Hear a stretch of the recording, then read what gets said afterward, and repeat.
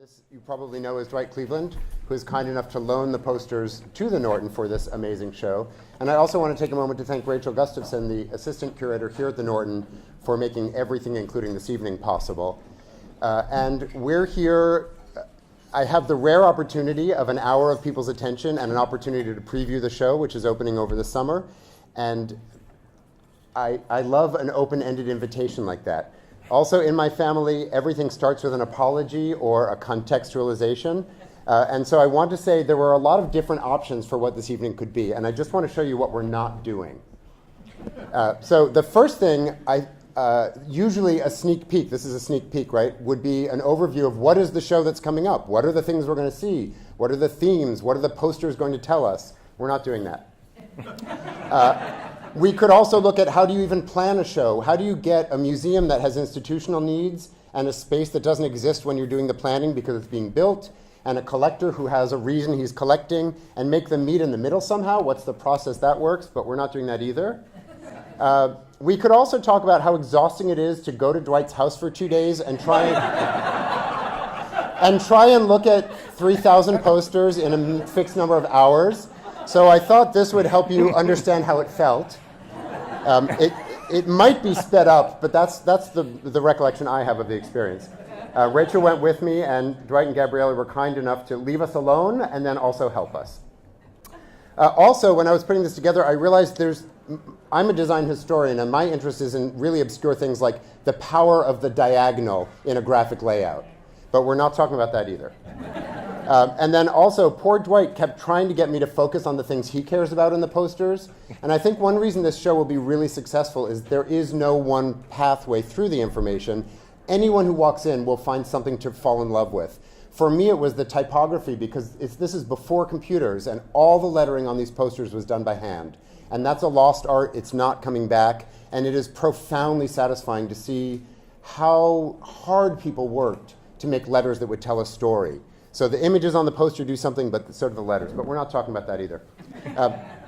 As a joke, I made a 3D model of the show just to make sure I had done my math correctly.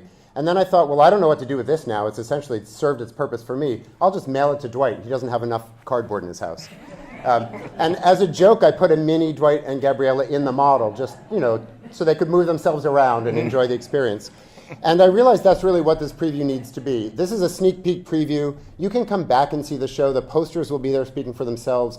But having an opportunity to sort of pull information out of Dwight and make him share those stories with you is the real part of the show that we can't offer the public except in little snippets of language.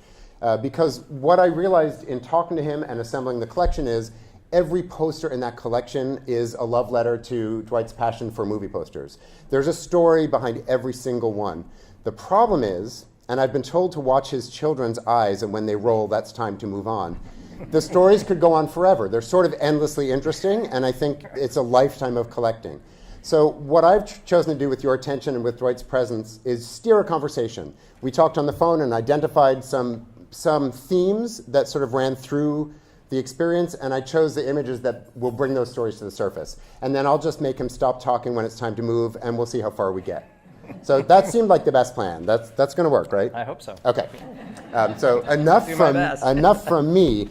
The first topic that really became apparent was that there's an acquisition story behind everything. Every poster had I have to tell you about the person I got it from. And that story has to start with Wolfsong. So what's the significance of Wolfsong from 1929? So this is the first poster that I really wanted to own, and the one that brought me into this hobby. I saw this at the Brooks School. There are a couple of representatives here that were there. And my professor in art and my dorm professor was a big collector at the time. We didn't really know it. He was kind of this eccentric guy, and he had posters in his studio and in his house and in the art gallery there at school. And we kind of made fun of this guy because he was an eccentric movie poster collector. But one day he came back from a buy, and he had this little group of lobby cards, including this one. These measure 11 by 14 inches. And they came in sets of 8. This is called the portrait card. So it's a picture of the two main characters. This is Lupe Velez and Gary Cooper in 1929, Wolfsong. And when I saw this, the colors, the deco graphics, everything about this, I just fell in love with it and I had to own it. How old So, were you at that point? I was 17. It seems like a normal interest for a 17-year-old, doesn't it? Yeah. So it took me a long time to get this. It took me about 8 months because at the time, you couldn't just go out and buy these posters. You had to trade for them. So in order to get this, I had to take Mike King's want list, and I was living, after high school, I took a gap year and lived in Los Angeles, which was very fortuitous because at the time, many of the movie poster shops in the United States were either in LA or New York. So I got to know all of the dealers right from the beginning in Los Angeles, and I had Mike King's want list with me, and I went around town shopping that, came up with a couple of things, and finally was able to go back to Brooks, and I think we did what's called a global trade. I think there were like eight posters on my side and 12 on his that transferred. No money. It's like poker with images. I won't tell you what I have until I'm ready to. Yeah. So I finally got my Wolf Song, and in the process of going to all those stores in Los Angeles, I found other things that I loved, and that really kind of sucked me in, where I was buying other things and really starting to wheel and deal. In many ways, eBay's wonderful because you can get whatever you want whenever you want it. But it seems like the human element of having to understand the psychology of how am I going to get that out of this person, and the interactions are tragically sort of lost to the way we do things now. A lot of it is, and there are a couple of conventions that some of us really love to go to because we go back to those days. And you're right. Yeah. Now, you're bidding even in the big auctions at Sotheby's and Christie's and places like that. You're bidding online and you're not there in the room. And there's a heated kind of adventure and being there in the room and you know where it went if you didn't get it. You can imagine it in that guy's living room. You don't always know. One of my tricks is actually bidding from the auction floor by phone. So I'm bidding, and I can see who's bidding. Down. But they don't know that I'm bidding. They just think I'm ordering a pizza or something. Right, and so it's, yeah. Another poster which we have here, and it's really worth looking at these posters in person because I've been looking at them digitally for the last number of months, and when I got here yesterday and saw them in person, they're just breathtaking. They're so different, real. And that's Mickey Mouse Barn Dance from 1929. And this also has a great origin story, the way you arrived at this. Yeah, this one I bought in 1989 with a group. One of my strategies was competing with dealers. I didn't have a store, and I never intended on having a store.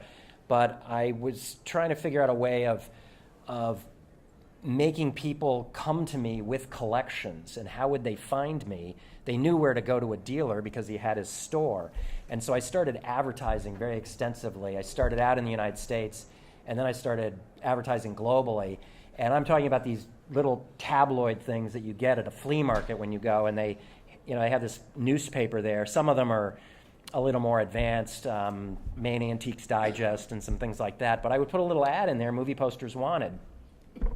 And I would get responses, and so I got a response from Des Moines. This came from Des Moines, Iowa, and it was very inconveniently the Thursday before I was going to go to New York and ask Gabriella to marry me. So this put a little crimp on that. So what I ended up doing was flying to New York, and this was old school. Now this would happen very differently, but at the time, I had the auctioneer FedEx photographs to me in New York, and I looked, because I didn't even know that I was going to do this, and I heard, he told me about them, but he sent me the photos, and then I had a course this was a Saturday morning auction in Des Moines, Iowa. Gabriella. So I had to, I basically went out and bought myself a ticket back to Chicago and then to Des Moines Saturday morning, and I went to this auction. And one of the things very few people know is there were actually two of these. And there's a great story about how I got my Building a Building, which is in the exhibition, but we don't have here tonight. So I made a great trade with the second one kind of on the side. But there were, I don't know, a dozen posters that came up at this country auction, and I went and I bought this, and then I flew back to New York, and the moment really wasn't quite right with Gabriella, so it was another week or two that she had to wait. She didn't know about any of this, of course. But it's such a Hollywood ending, right? Yeah. You got the poster and the girl. Yeah. But then also, how many posters did you have to buy in the lot to get this one that you knew you wanted? Yeah, so the way they sold these in this was a country auction. I mean, this poster is worth quite a lot of money. And this was a little ranch house in suburban Des Moines, Iowa, where the posters were worth a lot more than the house. But I'm guessing many of you have never been to an auction like this, but they pull drawers out of the kitchen cabinets with the utensils and say, who'll give me 1 bit for this? I mean, this was this kind of an auction. And these posters were in the bottom drawer of a bureau in this guy's garage and had been there for God knows how long. Nobody really knew. And the auctioneer even didn't know what these things were worth or didn't really value them that much. And he told me when he was opening the drawer, before they even put the auction together, he held them in his hand and almost threw them out. And he thought, you know what, somebody's going to want these. And so then he put them in this ad and stuff, and that's the rest of the story. Yeah. But they sold these in a Dutch auction. So what does that mean? We don't know what that means. It was by choice. So the way since there were two, and they were not in exactly the same condition, so we bid on whoever got to choose. I see. And so I was bidding against a couple of other people, and I didn't pay very much for these. But it was not insignificant. But these other guys thought, all right, well, we'll let him get the first one and then we'll get the second one. But what I ended up doing was I ended up buying both of them for the price, because I didn't want to take a chance that someone else, and I've been at country auctions where, oh, wait, what's that car coming up? Oh, my God, there's my friend Maury Everett pulling up, and now I got to bid against him. It's a small world. So, I didn't want to take any chances. Yeah. I think one of the things that I'm excited the show will do well, I think, is talk about how ephemeral these objects are. They were not meant to last more than a few days, and most of them did get tossed unceremoniously. So I love hearing that this one also almost did. That's back there. It's 27 by 41 inches, a standard US 1 sheet. That is for a short film. It was 7 minutes and 48 seconds. And they still got a poster. They produced that poster for that film back in 1929. I also think one of the things that's so powerful about these posters is the images become a regular commodity in our world. So most of us have seen that barn dance poster image somewhere in our lives, and I don't think anyone has seen the film. No. So I haven't. The next story I wanted to make sure we talk about involves Footlight Parade and The Girl from 10th Avenue and King of the Rodeo, because all three of these came from the same purchase. And if you don't know this, if you know the story, it's still interesting enough for the family to enjoy again. But for the rest of us, it's the kind of thing you hope happens to you in your life. Where did you get these posters? So these, again, came from a call, and it's just Girl from 10th Avenue and Footlight Parade. The King of the Rodeo is someone just put else. King of the Rodeo there for fun, I guess. So these are American window cards. They measure 14 by 22. And I got a call from these guys who were Chicagoans, and they had a second home in Michigan City, Indiana. And they were renovating this house. And the guy who had owned the house these are from the mid-1930s, Footlight Parade is 33, and Girl from 10th Avenue, I think, is 35. The owner of the local movie theater in this small town, and this is during the Depression, of course, after the Depression, but things are still rough. He insulated the additions that he would build onto his house with these movie posters. And so these guys called me up, and it was really, a collector's dream where I got to pry I said, give me that crowbar. You're not working fast enough. And we just ripped this house apart. And these things were staring back out at me. So and they have a new roof, and they have new walls. Yes. And you have, how many other copies of that Footlight Parade poster have you seen in your life? So in that buy, there were roughly 6,500 posters that I pulled out of that house. And there were 3 of the Footlight Parade and 2 of the Girl from 10th Avenue. Which you said you've never seen anywhere. Those are Never. the 3 you've ever That's it. seen. Yeah. I've seen a one sheet of Footlight Parade, but not of Girl from 10th For me, that's sort of fascinating that much work and care could have been put into a poster, creating the image, and to use for a short run of a movie, and now there's no record of it. It makes me wonder how many others there's none of. That's the great thing about this hobby is we just never know what we're going to find from day to day. And the phone could ring, and it could be some guy, you know, whose crazy uncle kept the stuff in the garage, and he was the only one because all of it was recycled during World War I or World War II, or it was in a flooded basement at a movie theater, or it just was brought to the dumpsters and burned. There are regular stories about artists in the studio and then people in the movie theaters warming their workspace by just burning them in the stove. So it is pretty amazing we have them. Why did I put King of the Rodeo on this slide? I think we talked about these at the same time. Oh, well. So it's just a nice poster. I can't stop showing it to people. Yeah, it's a great Look at it in person. So because I'm a design historian and I'm interested in design, I'm so intrigued by how they were printed and how the printing techniques change over time. And King of the Rodeo is a beautiful, beautiful example of layered color.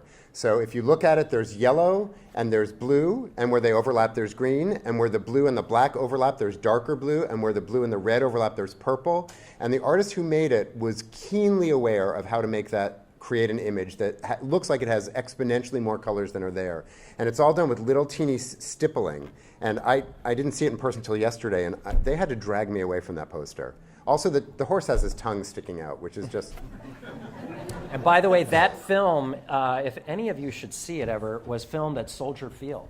There are a bunch of Chicagoans here. So they used to have horse shows and rodeos and all sorts of stuff. This is 28 or 29, I can't remember, 1920 or 29. And they used to have those regularly out at Soldier Field, so this film was filmed there. I'm also, there's a section of the show when we were putting together the narrative, some of it is obvious. It tells the story of the development of movie posters, or parallels the development of how we made movies, or how we learned to go to movies. But there are a whole bunch of other images that are just beautiful, and I kind of didn't care what the movie was, or where it went. It just had to be in the show. And these are 2 of them. And then when I was talking to Dwight about Dry Martini, they're labeled wrong, I'm sorry, Dry Martini and New Year's Eve, they got even more interesting. So you have a story about where they came from. I like them because I think the lettering and the graphics are really interesting. It also turns out the existence of the movies makes them more interesting.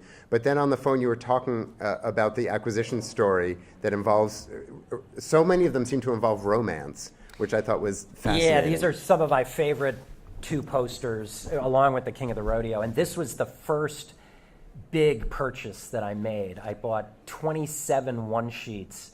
And you have no idea how difficult these are to find. So to find 27 of them at the same time in one buy is incredible. I bought these from a woman by the name of Neva Schermerhorn, who lived in Great Bear Lake, Minnesota. The story's worth it just for that name. What was her name? Neva Schermerhorn. And this was 1978, 9, something like that.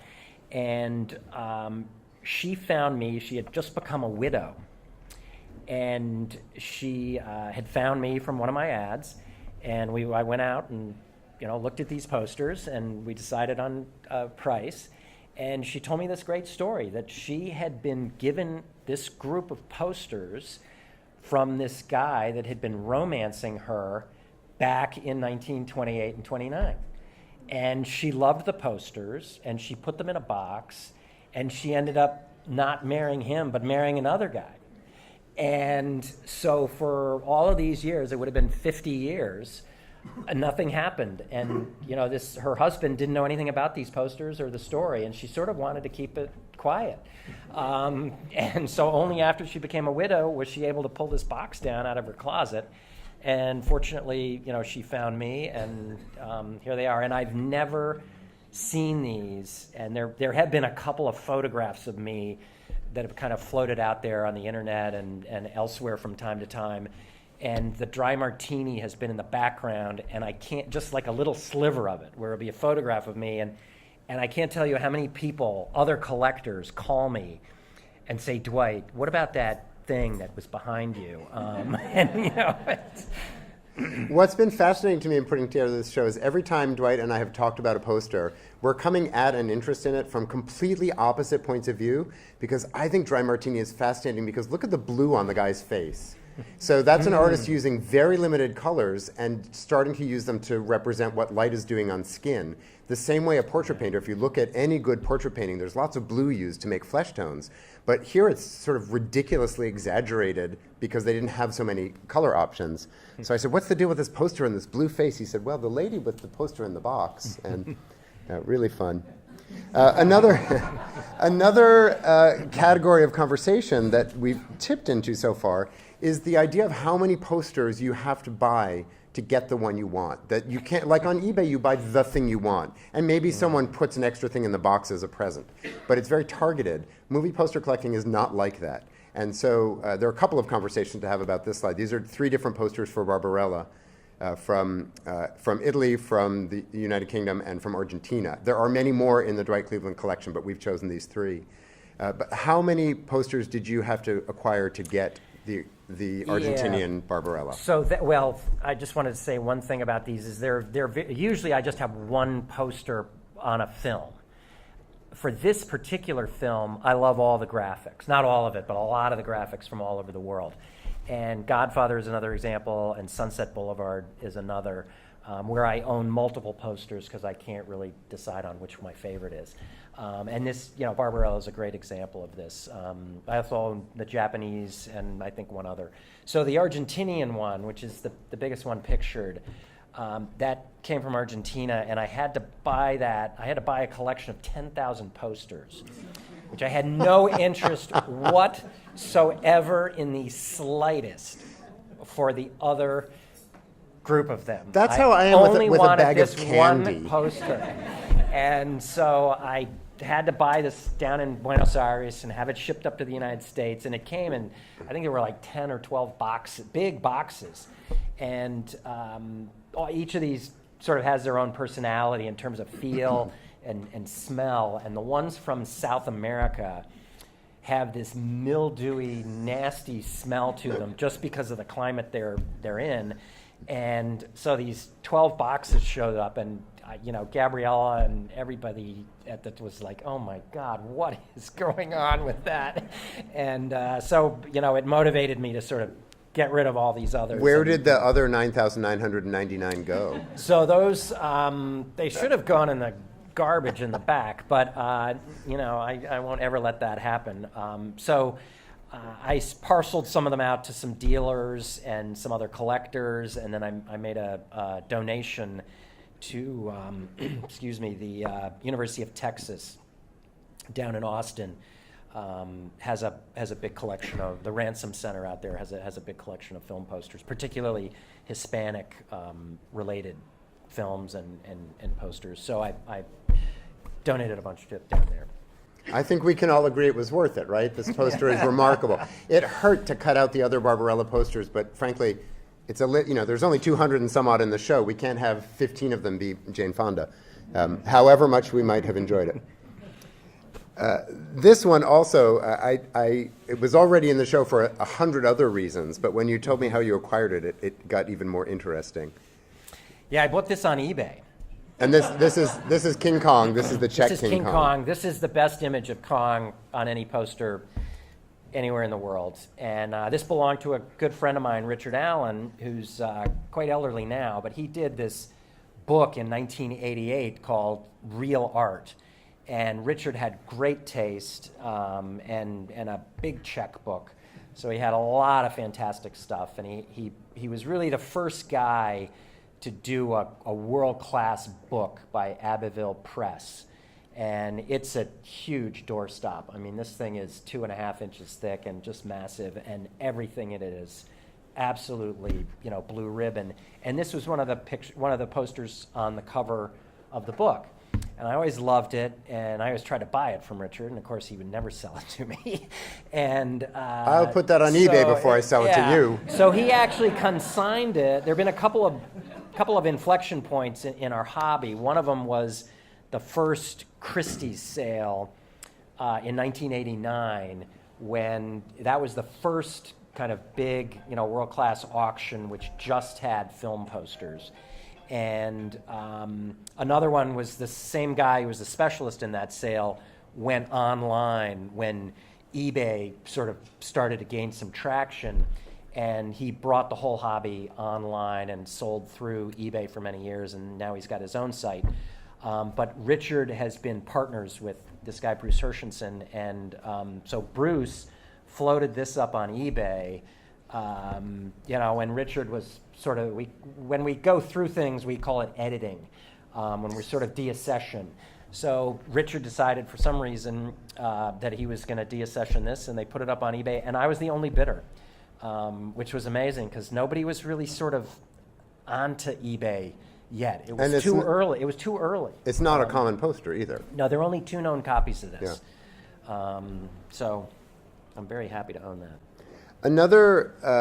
This is one more. This is the last in our acquisition stories are amusing category. This is Marlene Dietrich and Desire, 1936. What's the story with this? Yeah, so the story on this was on the cover of a book on lobby cards that was done by a rather colorful character by the name of John Cobal. And John owned these, I don't know, what do you call them? On the phone you said they were drag cabaret clubs. They're drag cabarets. There you go. In London. And he was... Makes sense, right? Yeah. I mean... So he did a landmark book in 1979 on lobby cards, and this was on the cover. And he was somebody that he owned a big photograph collection, and he loved to print books of the photographs. And so he did this one-off on the lobby cards. And he was also the kind of guy that once he got credit kind of for publishing something, then he didn't want it anymore. He just got rid of it because it was like, okay, chalk one up. And so after this appeared on the book, he didn't want it anymore. And I had to own this. This is just the most amazing piece. It does point out that the passion of the collector, which is probably a nuisance to the family and a thrill to the rest of us, is the only thing that saves ephemeral objects. And there's not that much difference between a Marlene Dietrich poster and a piece of fine art. It's just the perceived value. And so without people to really understand that value and preserve these things, they are in the garbage. So I love that all the people who handled this from the time it was used until you got it all have their own eye-rolling families, right? And friends to trade posters with.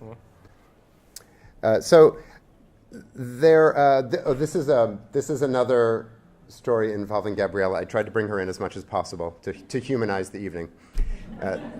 This story involves multiple trips to Japan. Yeah? Yeah, so before, I guess it was right after 9/11, I bought at one of these charity auctions some round-trip tickets anywhere in the world on United. And we had been talking about going to Japan off and on. And so I thought, great, this is my opportunity. And I got these things, and no one was flying then, and no one was buying these kind of things at auctions because nobody wanted to get in the air. So I got this thing with the idea of going over to Japan, hunting some posters down and taking a nice week with Gabriella or two. And after the auction, she said, well, I'm not going. She hates to fly, and there's no way to convince her any other way. So you couldn't just say, get on a really long flight to Japan and watch me look at posters for a few days? That wasn't... So, and I'm sure some of you have bought these things at auctions, and usually there's no negotiation at all. If you get the summer home, it's like that's the week you get. You can't move it around. And I was afraid that was going to happen with these tickets, but because of 9/11 and the airlines were a little more cooperative, I called United on whatever the special number was, and I explained to them what was going on. And so they let me split this thing. And so I went to Japan twice in, 6 months, and I spent a week each time, just 100% of the time, hunting down posters. No. And it was great. No, 95% of the time hunting posters. You said there was sushi eating happening Yeah, there also. was some sushi and beer in the morning for breakfast. That's one of the great things in Japan. As a result, we have the whole back wall of the King Gallery will be posters of American movies or movies from other countries. And there's a whole section of Japanese posters that Dwight got on those trips. And they're hauntingly beautiful because it's like Catherine Deneuve meets Hokusai, or Elvis Presley, is imported into a Japanese graphic. They're really quite beautiful. And this is for the Umbrellas of Cherbourg, and it's so different from all the other posters for this movie, infused with this sort of wonderful and zany Japanese sensibility. This is I put this one in just because I knew you'd like knowing who was outbid to acquire the Wizard of Oz U.S. insert from 1939. Yeah, so I bought this at Sotheby's in 1983, and this was the first time I really had to step up and pay for something in a meaningful way. And for those of you who love auctions, there are two magical words, which is group lot. So I hope some of you know what I mean by that. Normally in an auction, it's like, okay, this is the piece, you go mano a mano.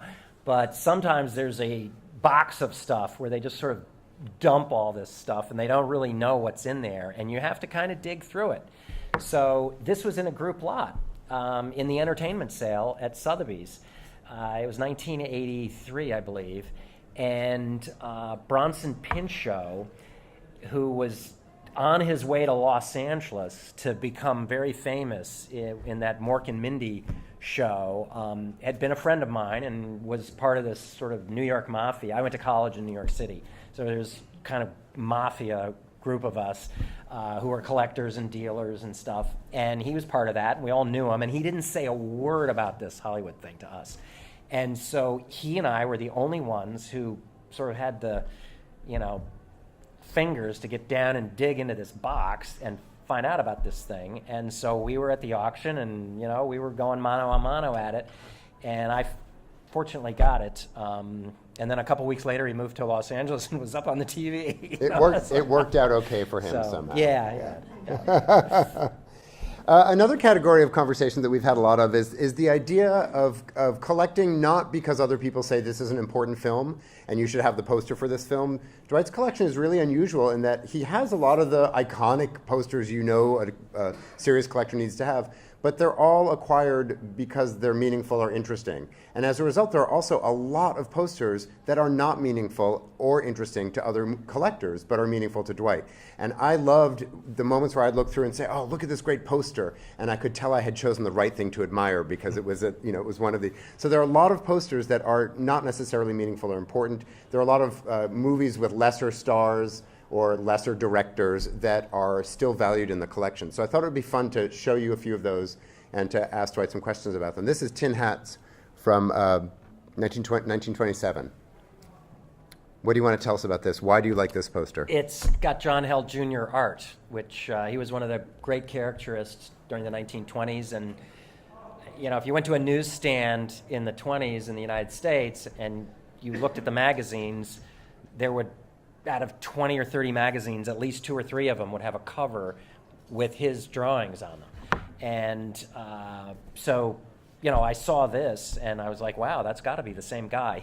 I don't think he even signed this, did he? I don't think so. No. So I recognized it and I thought, wow, this is really cool that a guy who is on the cover of magazines is also doing movie posters. We have a section in the show. Most of the artists are completely unknown. They've worked in anonymity. They've stayed anonymous. We don't know who they are.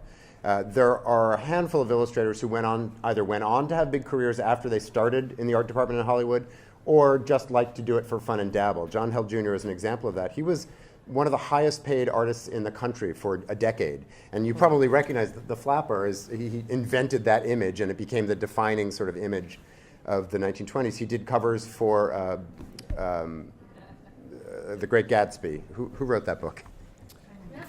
I'm not here for literature. I'm here for movies. He did a number of Fitzgerald book covers. So really important American illustrator, and yet he really liked to go back and do movie posters, which is interesting. So we have a section with some names you'll recognize. And here's another one. This is Broadway to Hollywood from 1933. I don't even remember the story of why you like this one, but how could you not? I just love this. Yeah, I love posters that have Broadway or Hollywood in them. It's just another this has sort of both thing. Yeah, I mean it just fits into the the narrative. And they already know I like it because it's the power of the diagonal in a two-dimensional layout. This is one, Nightlife of New York, that I think both Rachel and I, when we saw it, said, well, this has to be in the show. It's for a long list of reasons. There's so many interesting details about this poster.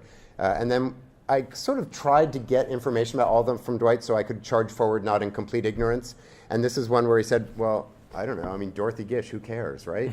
So this is another one, right? Is there any reason to? I really love this. I've never seen this anywhere else. I got this. There's a great story with this. And the next one, I bought this from a guy named Jack Halverson, who, when I got started, I would go out to the France Avenue flea market in Minneapolis, which happened to be right next to the original Target store that was owned by Dayton Hudson Corporation. And it was a Saturday morning flea market, and I met this guy, and he became a lifelong friend of mine, just sort of one of the, what we call a picker. So he just goes around, from flea market to garage sale, and he picks for people. And he would feed me things over for decades. He's since deceased, but he bought the contents of a movie theater in Bemidji, Minnesota. And there were so many posters that the only way they could decide to price this with him and the guy who had these was by the pound. So he paid 5 cents a pound. 5 cents a pound. It's cheaper than firewood. Stacks of lobby cards from the 1920s. Chaplin, Keaton, Douglas Fairbanks Sr., Mary Pickford, and these. And this guy was not educated. He never went to college, but he knew his movie stuff. So he was very tough on the Chaplins and the Keatons and those, because he knew those. But he didn't have any taste. And so he had no idea how beautiful this was and the next one. I mean, this is just crazy with this so cityscape good, and the hand and they're dancing. I mean, it's just such an incredibly sophisticated and beautiful image. And so somehow, I don't even remember how I was able to pry these away from Jack, but I did, and these were the only two that I was able to get. Literally, I'm talking about thousands of posters, and they're still owned by his family. So they're still there, and I chose it for completely unrelated reasons. One, it has the name of the artist. Don't know anything about him yet, but it has the name, which I was intrigued by. And in terms of printing, it's a black and white image that's been printed, and then all the colors added with stenciling. Many of the posters in the early days it was more cost-effective to hand color them. So a lot of the posters have little rouge, or cheek blossoms that have just been put on with a brush. This one has larger stenciled areas of color, and the designers would do that intentionally by building in something called a trap. So around the orange letters, there's a more solid area of black to hide the fact that they're just smearing orange around in that zone, and they don't want to have to be careful. So I was just so intrigued by how effective the color use is, and how cheap the printing actually was. Here's another example of just an incredibly bold and exciting poster for a movie that I don't know that we've seen. I have some notes here to remind me, to keep me on track. It just says, Nancy Carroll, ha. She was actually a pretty big star in the silent era. Well, there you have it. Yeah, next. Yeah, I am going to move because we have about 10 more minutes, and we have a few more themes that I'd like to at least hint at. There's another, in looking through the thousands of lobby cards, there were a lot of repeat celebrities, and it became clear which ones mattered more to Dwight. So I asked him, if you could just pick a couple of movie stars that mattered more to you. And I think that's sort of interesting because what has happened is you have gone deep in trying to, you might not have multiple posters for every movie, but there are some people you're determined. Well, I'm a completist in the lobby cards. So my goal is to get what I consider the best card from that set of 8 that I described. And that would mean either the portrait card, which this is for the film Rain with Joan Crawford, or the title card. So the previous 2 that you saw for New York Nights and a Manhattan Cocktail, Nightlife of New York and Manhattan Cocktail, those are title cards, so they're like mini posters. But this is like a close-up shot of the main star. So I want one of those 2 from the set, and I want that card from every film that they've made in the 20s and 30s. I don't really, on the lobby cards, I don't go too much further beyond 1940. Is there a spreadsheet? Yes. Or is it just in your head? No, I have Okay. I have extensive. It doesn't seem computer- like keeping track of, now, which one do I have from that movie? I had to do that because I would come home from conventions and I would go into my inventory and put the stuff Yeah. in, because I keep these in alphabetical order, and I'd go, oh my God, I already own this thing, and it's in better condition than the one I just got. So I said, I really got to get all of this on computer, and we put it all on. I've got digital images of everything, and it's very easy to navigate now. There's the show will be in King Gallery, but right outside is another area where we're having a sort of an introduction to the landscape. And one area has posters of all the different sizes so that you can help understand why they had so many sizes and what they were for, and also look at how challenging it was for artists to say, this is a small rectangle or this is a large vertical, how we're going to use the same artwork for both. And so in a set of lobby cards, for the rest of us who don't know, there would be not only different purposes like the title or the portrait, but they came in a set of 8, and they were all designed to feature a different aspect of the movie. So in that area of the show, we'll have a complete set of 8 to show you what that looked like. Another celebrity that features largely in the collection is Kay Francis, and I think this is funny because I had chosen these 2 posters because how could you not? They're so beautiful. The lettering is incredible. She clearly was beloved. The artists did such a good job, not only making it like her, but making it inspiringly idealized. And then when we were talking about this, you said, oh yeah, Kay Francis has to be in there. So before we talk about Give Me Your Heart and Mandalay, which are on screen, Dwight then sent me an email with some more that he has, and some more that he has. And I realized the extent of the enthusiasm. Yeah, that's the completest. It's every one of her films with the portrait card or the title card. And I had fun putting them in chronological order, so thank you for that challenge. Why Kay Francis? Kay Francis was really one of the great seductresses of the early 30s, and there was a time when she was the highest paid female actress in 1933 and 1934, believe it or not, for Warner Brothers of all studios. And she's not that well known. I'd be surprised if a lot of you have heard of her.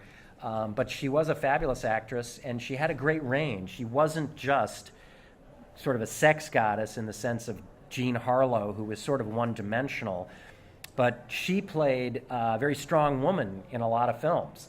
And so she was running companies, she was a doctor, she was a lawyer, she was a business magnate, and I just had a lot of respect for that in terms of the roles that she played.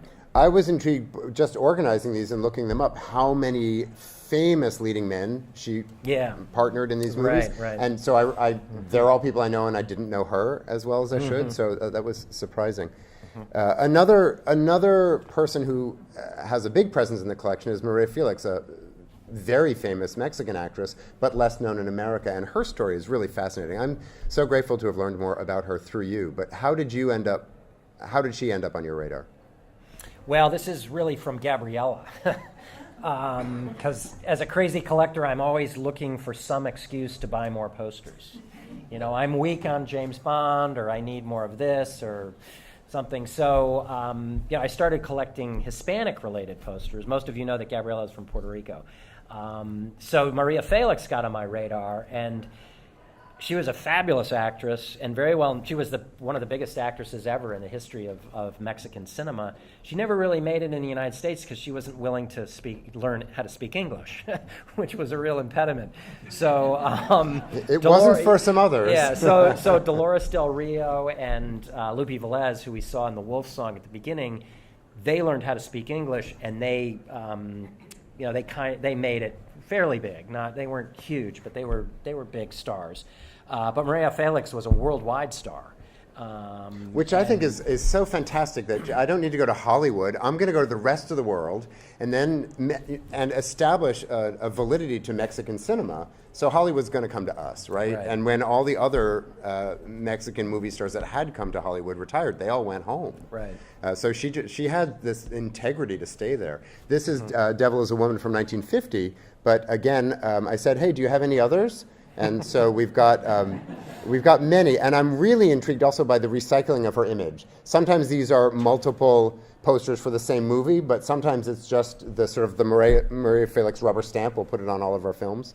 And she had a long career too, so it's also, I think, really interesting to see how her image changes over time and how the artists and the art techniques being used sort of adopted with that.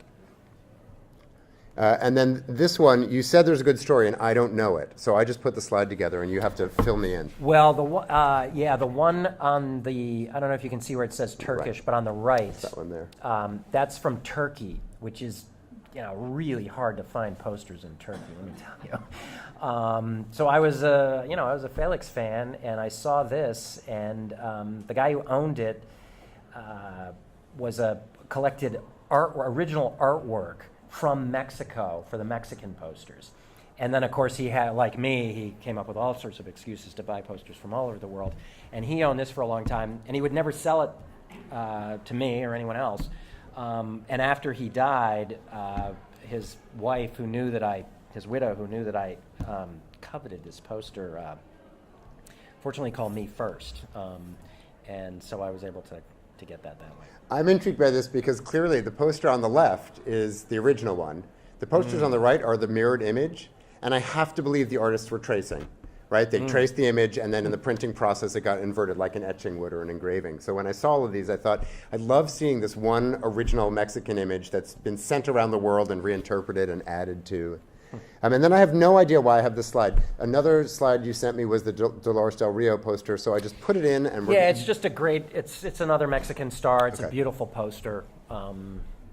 And, another Maria Felix. And a lot of those Maria Felix posters are from all over South America, not just Mexico. So they're from Argentina and Uruguay and all sorts of places. It's just, that was the one that I liked when I'm hunting them down, and so that's the one I ended up with. I thought there was going to be some racy story, some big news I hadn't heard about this poster.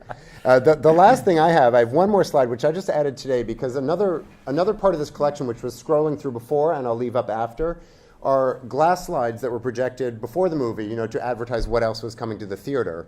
And they're small, and it's black on glass, a photograph on glass that's hand-colored. And they're really remarkable. And I just was going through them today to prepare them for this, and I came upon the Footlight Parade one, and since we have the actual poster here, it struck me as such an interesting and different interpretation of what that racy pre-code movie would be, and I just thought it would be nice to compare them. But what we plan to do is spend about 10 or 15 minutes, if you have any questions, answering them, and then have some more time to talk and ask Dwight questions and look at the posters in person. So with that, unless you have something to say about this, I thought we'd open it up to the floor. Yeah, Is that good? see what, yes. If we've done it right, there are no questions. We've exhausted them. Yes? Surprising that you bypassed all of the Trek and French posters in all your searches. The observation was it's interesting that Lautrec and the French poster tradition has been bypassed, and we skipped right into Hollywood. We could both take that on. Yeah, well, you go. Well, so we also there are many old posters in the collection that will be in the show. They go all the way back to 1902, I think, or 1904 is the oldest one. And there are also many French posters. There's a beautiful, huge French lithograph that I don't understand how a stone could have been that large. So it's not entirely overlooked in the collection or in the show, but that's where the movie poster tradition comes from. France had a much older tradition of printing posters and using lithography that was more art than advertising for more substantial theater, for opera, for stage performances that aged into movie posters. And so they invented the lithography techniques that then were adopted everywhere else. And Dwight was mentioning earlier today that America had a sort of a baser tradition of posters. We had wanted posters, right? And we had vaudeville posters. So we were interested in the more get 'em fast sort of aspect of advertising. And I think it's really interesting to see, which the show has quite a lot of, how those lithographic techniques from France that were fine art with Toulouse-Lautrec or Jules Chéret became Footlight Parade and nudie pictures. For me, it's a glorious use of lithography. It's not a baser use of it, but they're different. Yeah. Have you pursued more French posters? Is that interesting to you? I haven't. I've owned some, but I don't like them as much. I mean, this is what I like. So. Also, I think when the French movie posters when they were starting to make movie posters, it was at the early days of pictures when they were quite boring. They were black and white, a short scene of a train going. Interesting at the time, but the poster had to really sell them by adding color and explaining what was happening. So I think as a result, the posters, removed from their time, tend not to work as well. I'm sorry, I cut off 100 people who had their hands up. Yes. Yeah, a question of value today. Some of these posters, the rare ones that you mentioned that you picked up some time ago, if I was going to go buy one of these that was available at Christie's or something like this, what would be the range I'd be bidding in? The question was about value. If you were going to buy one of these today, if you went to an auction house, what range do they go to? Well, I hate talking about prices, but you can spend $750,000 on a movie poster, especially if you like Universal horror. I mean, that's going to cost you some big bucks. Most movie posters, though, 99% of them are $1,000 or less, and it's really only these kind of specialized collector things like the Casablanca. We didn't really talk about that in terms of the American poster, but that one, the Italian version of that, is so much more beautiful than the American poster. So for people who want something for this iconic film, you don't really want the American poster. Some people sort of get it because it is, you have this jargon of it is what it is. It's the American poster, right? But I wouldn't want to own it. I've owned it, and I get rid of it because it's just not interesting to me. I like the Italian one. So those are the things that tend now to really take you further into the stratosphere, especially if you're going mano a mano with somebody in an auction. So it's very much like the fine art market. When collectors have decided that a poster is more desirable, it becomes more expensive. Mm-hmm. Sometimes it's availability, but as we've seen, there are plenty of posters that aren't available that have not arrived at great value, and there are many that there's lots of that are insanely valuable for no apparent reason. Right. So, yeah. Is there a poster that went away you managed to get? One that got away? Not really. No. Not really. Someone asked me earlier today, what was on my want list, and that's also a question that you never ask that, That we have power over him, right? If we know what he needs. No, I never talk about what I'm looking for, and don't ever ask me at an auction what I'm bidding on, because I'm going to tell you something incredibly misleading. You're going to take out your phone and order a pizza. I won't lie, but I'm not going to ever tell you what I'm thinking about. But no, I've owned a lot of stuff, and I own this large archive up until a couple of years ago, and really in the process of kind of filtering through that, it became easy, like, okay, do I want to get buried with this or not? All right, Or in it. And so it's very easy for me to know now this is what I'm left with today is my core collection. So wait, when you say large, your core collection is how many? I'm at 3,000 posters. And when you had a large collection, it was how many? When I had my archive, which was not my collection. Okay, all right. They're separate. That was about 45,000 posters. I just felt like they needed to hear that number. So, did you have a question? Yeah. Yes. It was so exciting to hear you both talk about it. I can't wait for the show. When you were talking about the lobby cards that are quite small, I was curious if you could talk a bit about the scale of where these were placed inside of the theaters, kinds of furnishings, because nowadays we go into movie theaters and we see very large screenshots. But Great question. Early on, they had a different function in Right. kind of the theater. So talk to that a bit. I want to repeat the question because I have a microphone. The question was about the different sizes and where they would have been used, what their utility was. And specific the lobby cards, which are my favorite size. So think about the great movie palaces of the 1920s and 30s. It was an experience to go there. I mean, people look forward to it. They had little twinkling lights on the ceiling, and they were a Moorish architecture or something. And people thought they were going almost to a foreign country, for their nickel to get in there. And so they went early, and they hung out in the lobby. And the lobby cards would be there in a big case, sometimes on a tripod, flat case, and they would all be, up where you could see them close, and kind of, the 8 of them collectively would be a summary of the film, if you will, just to give you kind of a taste of what you were going to expect. So could you buy one at that point? No. If you were going into Rockefeller Center, No. These were all just And you have to remember that advertising. movies would go into a theater for 3 days. So they'd get there a week or so before to say this is coming soon, and they were gone. They were so ephemeral. They were not meant to last long. And the different sizes developed over time as we had different places we need to know about them. So the window cards have an empty spot at top. Footlight Parades is one of those. And the theater could write, coming next Wednesday. So to find one with no bad handwriting at the top is pretty amazing. And then, when we got cars and highways, we needed billboards. And one reason we don't have so many sizes now is when we got the multiplex, and you walk in the lobby, and as you're walking 5 miles to get to your theater, you walk past the endless same-size poster. It homogenized the need. They're all the same now, outside and inside the theater.